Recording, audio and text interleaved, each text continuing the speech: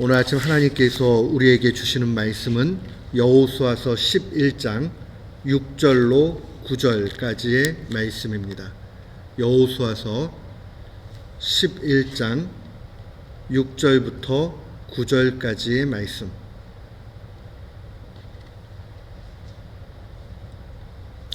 우리 6절부터 9절까지 같은 마음으로 함께 봉독토록 합니다.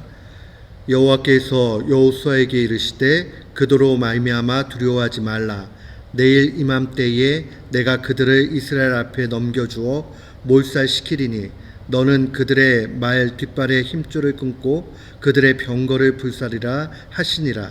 이에 여호수아가 모든 군사와 함께 메론 물가로 가서 갑자기 습격할 때에 여호와께서 그들을 이스라엘 손에 넘겨주셨기 때문에 그들을 격파하고 큰 시돈과 미스르봇 마임까지 추격하고 동쪽으로는 미스바 골짜기까지 추격하여 한 사람도 남기지 아니하고 쳐 죽이고 여호수아가 여호와께 자기에게 명령하신 대로 행하여 그들의 말 뒷발의 힘줄을 끊고 그들의 병거를 불로 살랐더라.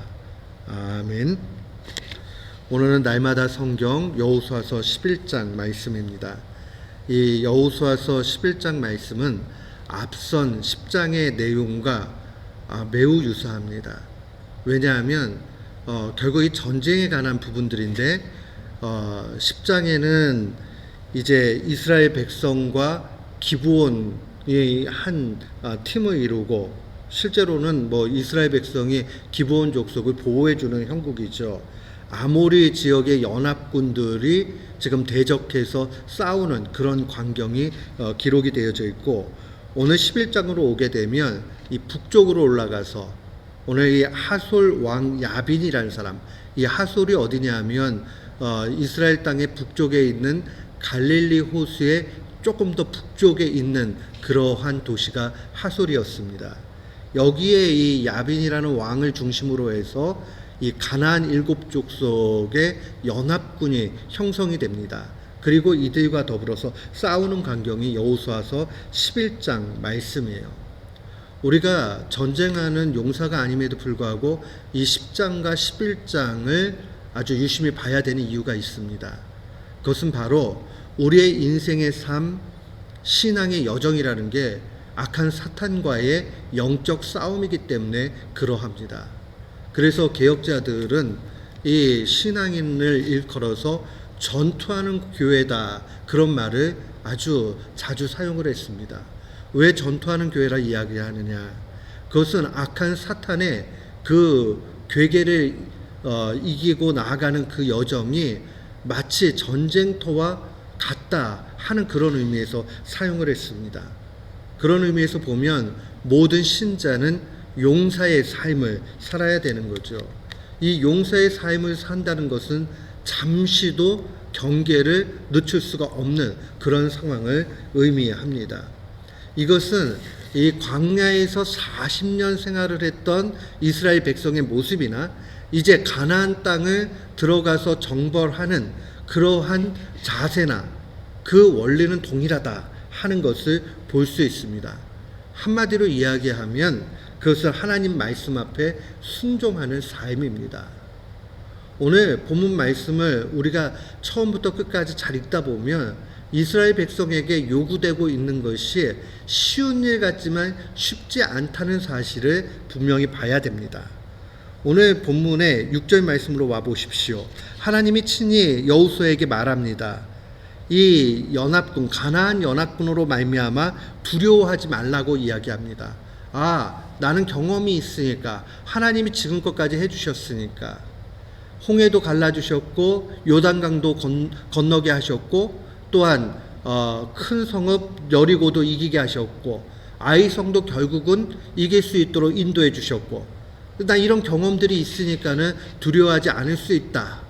근데 인간이 그렇게 훌륭한 그러한 존재가 되지 못합니다. 그러한 경험이 있음에도 불구하고 내 앞에 보이는 장애물을 만나게 되면 간담이 서늘해지고 마음이 녹아내리는 것을 볼 수 있습니다. 오늘 이 본문 말씀에 보면요, 9절의 내용들을 한번 보세요. 여호수아가 여호와께서 자기에게 명령하신 대로 행하여 그들의 말 뒷발에 힘줄을 끌었고, 일단 말들이 아주 많아요. 그 다음에 그들이 병거를 가지고 있었다. 병거라는 것은 당시의 무기에 있어서 최고로 대단한 무기다, 이렇게 볼 수 있습니다. 이 병거를 가지고 싸우는 민족, 싸움에 능통한 가나안 민족과 더불어 가지고 전쟁한다는 것은요, 마치 오늘날의 이 군사 대국인 미국과 정말 우리가 듣도 보도 못한 그러한 작은 나라가 싸우는 것과 진배가 없습니다. 그런 상황에서 두려워하지 말라라고 하나님이 말씀해 주는 겁니다. 왜 두려워할 필요가 없는가? 내일 이맘때에 내가 그들을 이스라엘 앞에 넘겨주겠다.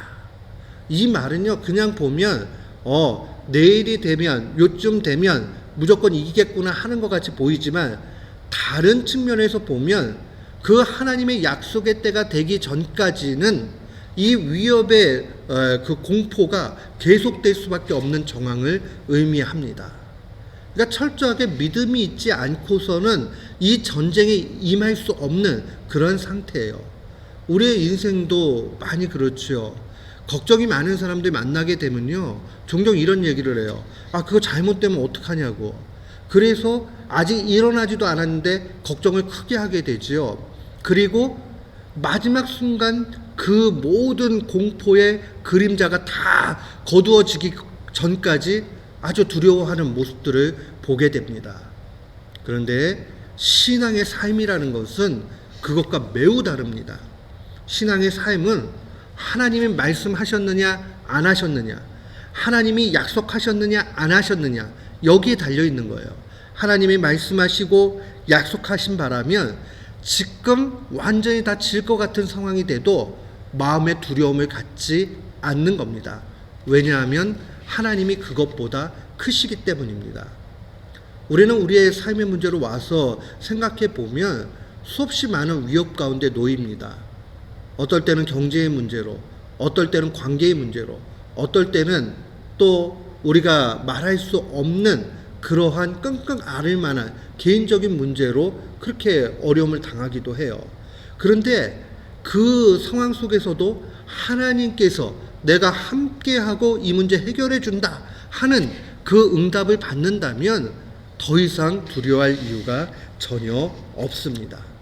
그런 의미에서 보면 신앙의 여정이라는 것은 하나님을 정말 신뢰하느냐 하는 믿음의 문제라 하는 것을 볼 수 있습니다. 그래서 요한 사도는 세상을 이기는 그 길이 무엇이냐라고 얘기했을 때 세상을 이긴 이김은 이것이니 우리의 믿음이다라고 그렇게 이야기했습니다.